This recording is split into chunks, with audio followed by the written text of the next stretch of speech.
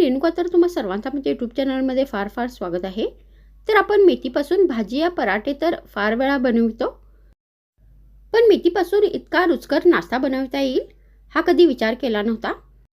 तर आज मी तुमच्याबरोबर तोच रुचकर असा नाश्ता शेअर करणार आहे। तर मग उशीर कशाचा, चला सुरू करूया आजचा व्हिडिओ। मग ही रेसिपी बनवण्यासाठी मी इथे एक बाउल घेतलेले आहे आणि इथे मी 2 कप एकदम बारीक चिरलेली मेथी घेतलेली आहे। तर मेथी मी इथे स्वच्छ धुवून ती एकदम बारीक चिरून घेतलेली आहे। त्यानंतर आता आपल्याला याच्यामध्ये बाकीचे साहित्य घालायचे आहेत। तर तुम्ही इथे मेथीच्या जागी पालकाचा पण वापर करू शकता।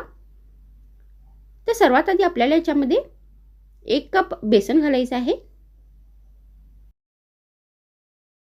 आणि तुम्ही इथे बेसनाच्या जागी तांदळाच्या पिठाचा पण वापर करू शकता। मग आपल्याला याच्यामध्ये 2 चमचे बारीक रवा घालायचा आहे। त्यानंतर याच्यामध्ये चवीनुसार लाल मिरचीची पावडर घालायची आहे। तर तुम्ही इथे बारीक चिरलेल्या हिरव्या मिरचीचा पण वापर करू शकता। मग आपल्याला याच्यामध्ये चवीनुसार मीठ घालायचं आहे।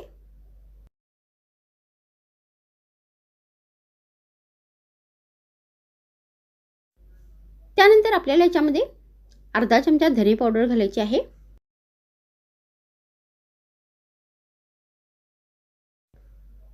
त्यानंतर याच्यामध्ये अर्धा चमचा जिरे घालायचे आहे। त्यानंतर याच्यामध्ये अर्धा चमचा हळदीची पावडर घालायची आहे।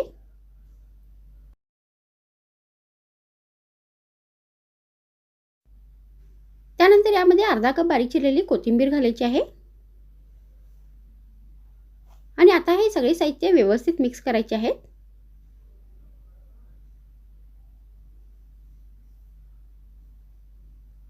मग हे सगळे साहित्य व्यवस्थित मिक्स झाल्यानंतर आपल्याला याच्यामध्ये थोडे थोडे करून पाणी घालायचं आहे आणि याचे आपल्याला आता मिश्रण बनवून घ्यायचे आहे। तर हे मिश्रण आपल्याला फार पातळ नाही बनवायचं आहे, थोडे घटसरच बनवायचं आहे। तर अशा पद्धतीने मग आपल्याला हे थोडेसे मिश्रण हातामध्ये घ्यायचं आहे आणि याचे गोल आकारमध्ये वडे बनवून घ्यायचे आहे।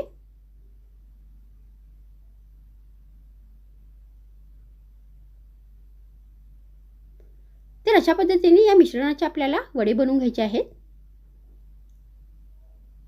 त्यानंतर आता आपल्याला ही रेसिपी फ्राय करायची आहे। तर त्यासाठी मी गॅसवर तेल ठेवले आहे। मग तेल गरम झाल्यानंतर अशा पद्धतीने हे वडे बनवून आपल्याला तेलामध्ये घालायचे आहेत आणि आता हे वडे आपल्याला दोन्ही बाजूनी व्यवस्थित कुरकुरी आणि ब्राऊन होईपर्यंत तळून घ्यायचे आहेत। तर एका बाजूने फ्राय झाल्यानंतर आता आपल्याला चमच्याने हे पलटवायचे आहेत आणि अशाच पद्धतीने दुसऱ्या बाजूनी पण आपल्याला तळून घ्यायचे आहेत।